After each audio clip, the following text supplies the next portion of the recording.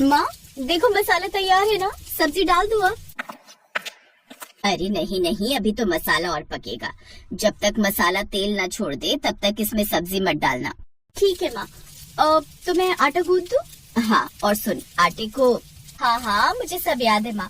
ये आटा गूंदने के बाद इसे थोड़ी देर पानी लगाकर छोड़ देना है। मतलब तुझे याद है सब? अब इतनी बार बताओगी तो याद तो हो ही जाएगा ना माँ।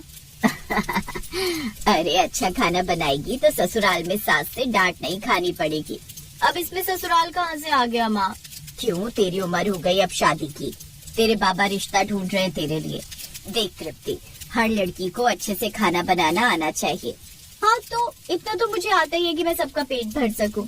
इतने से काम नहीं चलता है। अगर अच्छा खाना बनाएगी तो तुझे भविष्य में भी काम आएगा, समझी? तृप्ति बहुत ही अच्छी लड़की थी। उसकी माँ लता ने उसे बहुत ही अच्छे संस्कार दिए थे। धीरे धीरे तृप्ति अपनी माँ की ही तरह बहुत अच्छा खाना बनाना सीख गई। और फिर एक दिन, तृप्ति जल्दी धरा। क्या हुआ माँ? अरे तेरी किस्मत खुल गई बेटा। देख तो तेरे बाबा ने कितना अच्छा रिश्ता ढूंढा है तेरे लिए। 2 भाई हैं, बड़े की शादी हो चुकी है और छोटे भाई का रिश्ता है तेरे लिए। बड़ा सा घर है उनका। अरे वाह, इसका मतलब बड़ी सी रसोई भी होगी जहाँ सारे मसाले और अच्छे अच्छे बर्तन होंगे।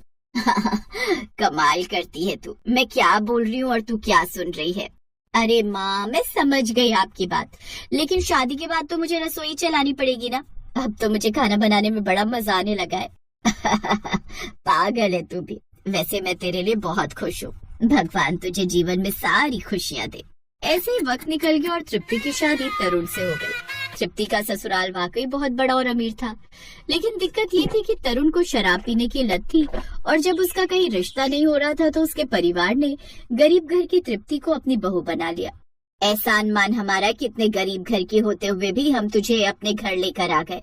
और क्या, अगर तरुण को शराब की लत न होती तो मैं अपनी जैसी किसी अमीर घर से ही देवरानी लेकर आती। कम से कम दहेज तो अच्छा मिलता। अब सुन, मेरा नाम रागिनी है और मैं तेरी जेठानी हूँ, तो मेरे सामने जरा झुक कर ही रहना, समझी? जी मैं समझ गई।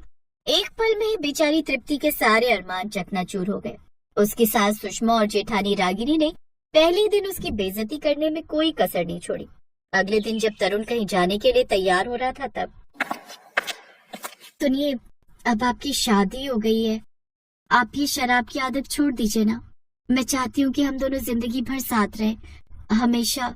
अपना मुंह बंद रख, समझी? मुझे क्या करना है ये तू मुझे मत बता। चुपचाप खाना बना, टीवी देख और सो जा। इससे ज्यादा और कुछ नहीं करना है तुझे, समझी? सास और जेठानी की जली कटी सुनने से तृप्ति को उतना दुख नहीं हुआ था जितना उसे अपने पति की बातें सुनकर हुई। ऐसे ही एक दिन, माँ जी बस, अब बहुत हो गया। क्या हुआ रागिनी, तू इतने गुस्से में क्यों है? माँ जी तरुण को समझा लो, रोज रोज शराब पीकर लोगों से झगड़ता रहता है। अरे कोई काम धाम तो करता नहीं, बस अनाज का दुश्मन बना बैठा है।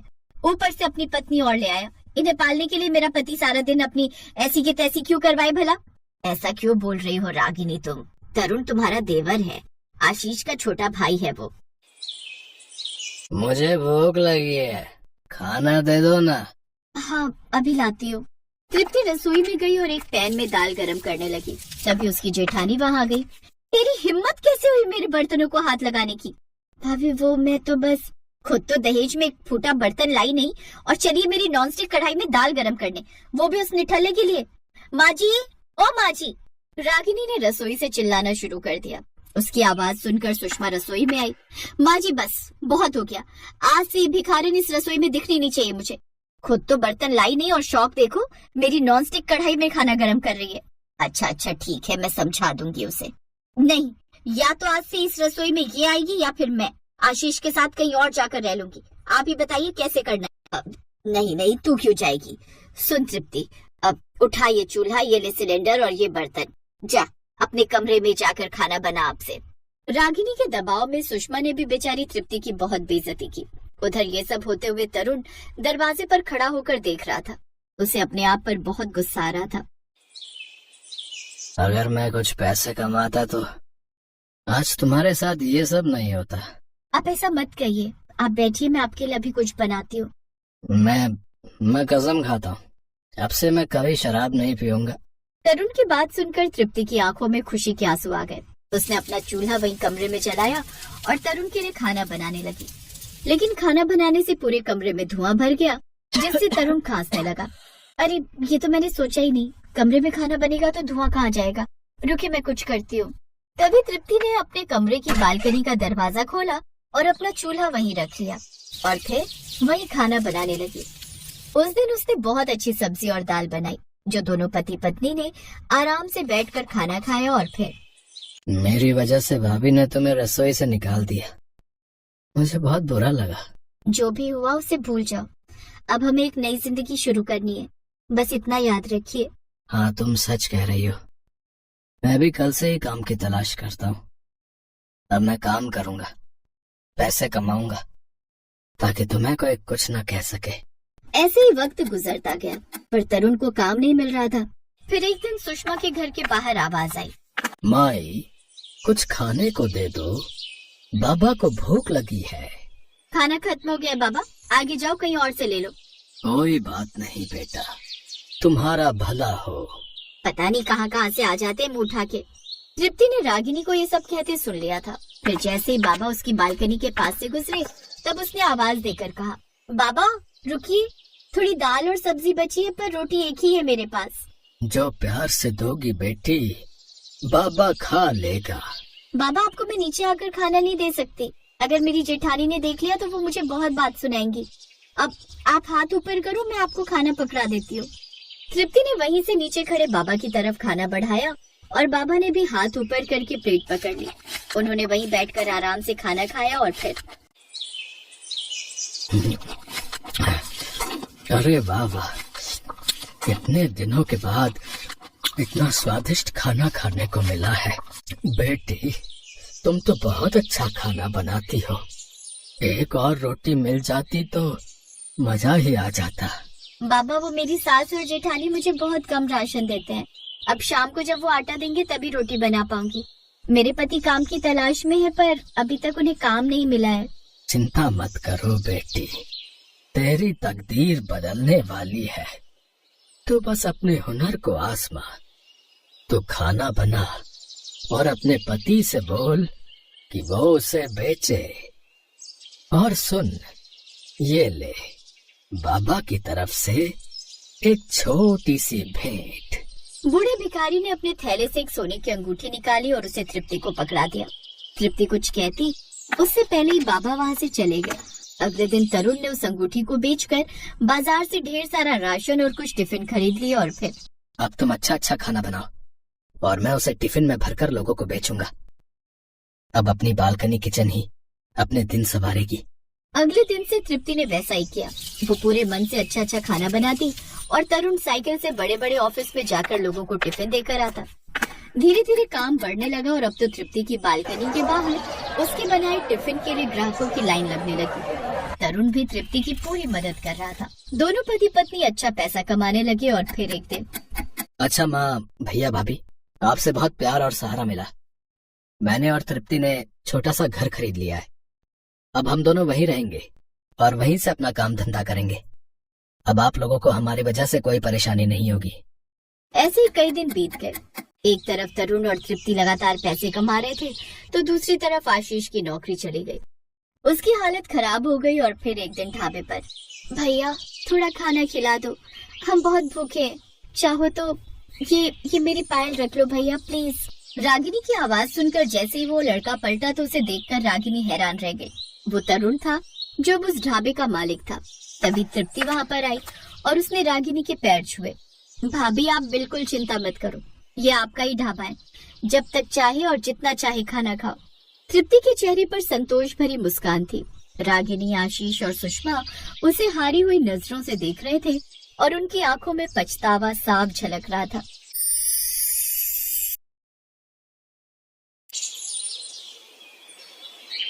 अनिकेत मेहरा खानदान का छोटा चिराग था।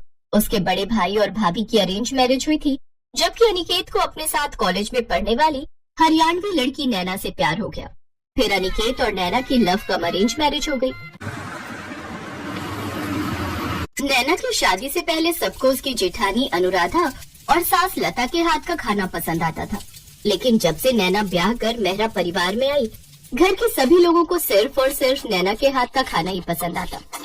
अनुराधा और उसकी सास वैसे भी अलग स्टेट होने के कारण उसे कुछ ज्यादा पसंद नहीं करती थी। एक रोज, वाह बहू, क्या स्वाद है तेरे हाथों में। कितना चटपटा और स्वादिष्ट खाना बनाती है तू। तेरे हाथ का खाना खाकर कोई नहीं कह सकता कि तू पंजाबन नहीं है। हाँ, बिल्कुल ठीक कहा पापा आपने। अरे इतना अच्छा खाना तो मेरी पत्नी अनुराधा पंजाबी होकर भी नहीं बना पाती। ये बात सुनते ही जेठानी जल भुन जाती है, लेकिन कहीं न कहीं उसे भी नैना के हाथ का खाना बहुत पसंद था।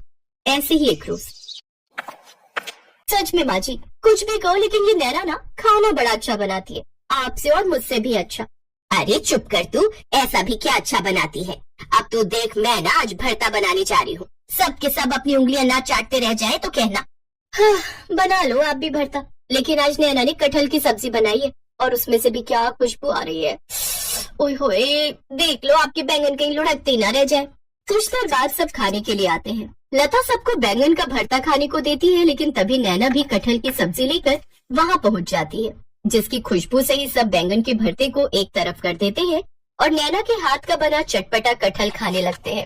वाह बहू वाह, ये कटहल जरूर तुमने बनाया है। जी पापा जी। वाह नैना, तुम्हारे हाथों में तो जादू है जो किसी भी बोरिंग सब्जी को स्वादिष्ट बना देती हो। सब बिल्कुल ठीक कह रहे नैना, सच में मजा ही आ गया। सच में आप सबको पसंद आया? Thank you so much. सबने उसके बने हुए कटहल की खूब तारीफ की और वो कुछ ही देर में चट भी हो गया, लेकिन लता के भरते को किसी ने छुआ तक नहीं। रहने दो माँ जी, आपके बस की बात नहीं है उस नैना को हराना। अब आप देखो मैं कल कैसे सबके लिए पंजाबी छोले भटूरे बनाती हूँ और सबकी वाहवाही लूटती हूँ। अगले दिन अनुराधा छोले भटूरे बनाती है। अरे बड़ी बहू, अभी तक तेरे छोले भटूरे बने नहीं क्या? बस माँ जी कुछ देर और अब बढ़िया खाना बनेगा तो समय तो लगेगा ही ना। अब चक्कर बताओ कैसा बना है। वाह, बना तो काफी बढ़िया है। चल अब जल्दी से परोस दे। अनुराधा सबको छोले भटूरे परोसती है। सब खा ही रहे होते हैं कि तभी नैना मंदिर से आ जाती है। अरे ये क्या भाभी, आपने छोले भटूरे क्यों बना दिए? मैं तो सबके लिए पाव भाजी बनाकर गई थी, वो भी नींबू डालकर चटपटा सा। ये सुनते ही उन सबके हाथ वहीं रुक जाते हैं और वो नैना से पाव भाजी लाने की जिद करते हैं। नैना जैसे ही पाव भाजी लेकर आती है, सब उस पर झपट पड़ते हैं। अब अनुराधा के छोले भटूरे एक तरफ रख दिए जाते हैं और सब पाव भाजी खाने लगते हैं। अरे वाह, क्या खुशबू आ रही है। थोड़ा और दो ना। हाँ है, लीजिए ना। वाह बहू, तो आई है ना, तब से तो खाने पीने की मौज हो गई है हमारी। यहाँ ये सुनकर जेठानी और सास जल भुन जाती हैं। ना जाने क्या जादू है इस कमबख्त के हाथों में, जो इसके आगे किसी को हमारा खाना पसंद ही नहीं आता। अब आप ही बताओ माँ जी, क्या कमी थी मेरे छोले भटूरों में? कमी तो कुछ नहीं थी बहू, लेकिन फिर वो पाव भाजी के स्वाद के आगे जरा फीके थे। समझ में नहीं आता आखिर क्या जादू है इस छोटी बहू के हाथ में। ऐसे ही कुछ दिन बीतते हैं। एक रोज नैना का जेठ उसे बुलाकर कहता है, नैना, नैना। जी भैया। नैना, कल मेरे बॉस और उनकी वाइफ डिनर पर आ रहे हैं, तो तुम कुछ ना अच्छा सा बनाकर तैयार करना। जी ठीक है भैया। क्यों जी, ये क्यों बनाएगी? मैं क्यों नहीं बना सकती? अगर मेरे बॉस नहीं आते तो तुम खाना बना लेती, मुझे कोई प्रॉब्लम नहीं है। लेकिन बात यह है कि मेरे बॉस और उनकी पत्नी खाने पर आ रहे हैं और ये मेरे प्रमोशन का सवाल है, इसलिए मैं कोई रिस्क नहीं ले सकता। तुम जानते हो ना, मेरे बॉस पक्के पंजाबी हैं और वो तो चटपटे खाने के बेहद शौकीन है। अगले दिन नैना खाना बनाकर तैयार कर लेती है। जेठ जी के बॉस अपनी पत्नी के साथ डिनर पर आते हैं तो सब उनका अच्छे से वेलकम करते हैं। कुछ देर बाद वो सब साथ में बैठकर डिनर करते हैं तो वो खाना खाकर तो बॉस बहुत ही खुश होते हैं। वाह, क्या कमाल का खाना है। इतना अच्छा खाना तो मैंने बड़े से बड़े होटल में भी नहीं खाया। सचमुच बहुत ही लजीज और यमी खाना है। वाह, तुम बहुत लकी हो शुभम, जो तुम्हारी वाइफ इतना टेस्टी खाना बना लेती है। अरे नहीं, ये खाना तो मेरे छोटे भाई की पत्नी नैना ने बनाया है। नैना हरियाणा से और इनकी इंटरकास्ट मैरिज हुई थी, लेकिन खाना बनाने में इसका जवाब नहीं है। नैना की तारीफ करने के कुछ देर बाद वो सब वहाँ से चले जाते हैं, लेकिन ये देखकर अनुराधा हैरान रह गई और वो अपनी सास से, अब तो हद ही हो गई माँ जी। पहले सिर्फ घर वाले, लेकिन अब तो बाहर वाले भी इसके चटपटे खाने की तारीफ करते नहीं थकते। अब तो एक ही तरीका है इस बात का पता लगाने का कि आखिर वो खाना बनाती कैसे है, और वो क्या, उस पर नजर रखकर। अब वो दोनों उसकी जासूसी शुरू कर देती हैं। अगले दिन नैना रसोई में खाना बनाती है तो दोनों उसको चुपके से देखती हैं। अरे हट तो बहू, मुझे भी तो ठीक से देखने दे, हल्दी के बाद उसने क्या डाला। माँ जी मुझे लगता है नमक या मिर्च डाली होगी शायद। तेरे शायद के चक्कर में तू बाजी हार जाती है। अब हट परे, मैं देखती हूँ। दोनों देखने की कोशिश करती हैं, लेकिन उनकी समझ में कुछ नहीं आ रहा था। माँ जी ऐसा करो, आप उससे जाकर पूछ ही लो कि वो क्या डालती है खाने में। ए चल चल, कल की आई लड़की से मैं पूछूं? बिल्कुल नहीं। अब वो दोनों सास बहू कभी कुकिंग शो के प्रोग्राम देखती तो कभी यूट्यूब पर रेसिपी देखकर खाना बनाने की कोशिश करती, लेकिन फिर भी वो वैसा खाना नहीं बनाना सीख पाती। इसलिए वो एक प्लान बनाती है। वो हर समय नैना के साथ ही रहती, जिससे उन्हें पता चल सके, लेकिन इससे नैना इरिटेट होने लगी। उफ, जेठानी जी और माँ जी को आखिर हो क्या गया है, हर वक्त मुझसे चिपकी रहती है। और फिर उनके हाथ काम की बात लग जाती है। माँ जी ये जाटनी ना बड़ी चालाक है। आपको पता है जो मसाले हमारी रसोई में होते हैं ना, वो तो ये डालती नहीं है, ये तो कोई अलग ही मसाले इस्तेमाल करती है। हैं? हे भगवान, कहीं ये कोई जादू टोना सीख कर तो नहीं आई और वही हम पर आजमा रही हो। चल अभी चल कर देखते हैं आखिर उसने उस डिब्बे में रखा क्या है। कौन सी चीज डालती है ये जिससे सब इसी के गुणगान करते हैं। अभी नहीं माँ जी, रात को। अभी अगर जाकर देखेंगे तो उसे हम पर शक हो सकता है, और क्या पता वो अपने किसी जादू टोने से हम दोनों को बिल्ली या चूहा बना दे तो। हाँ हाँ हाँ हाँ हाँ, तू ठीक कहती है, रात में देखेंगे। वैसे भी मुझे नहीं बनना बिल्ली या चूहिया। रात को जाकर वो उन डिब्बों में देखती है तो उसमें मसाले रखे होते हैं जो बिल्कुल वैसे ही होते हैं। ये तो बिल्कुल वैसे ही मसाले हैं जैसे मैं लाती हूँ, फिर उनमें और इनमें आखिर फर्क क्या है।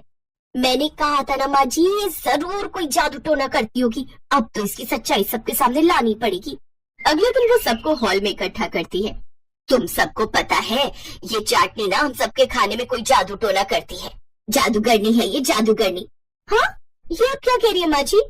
हाँ तो बताओ, तुम क्यों मसाले का डब्बा अलग रखती हो?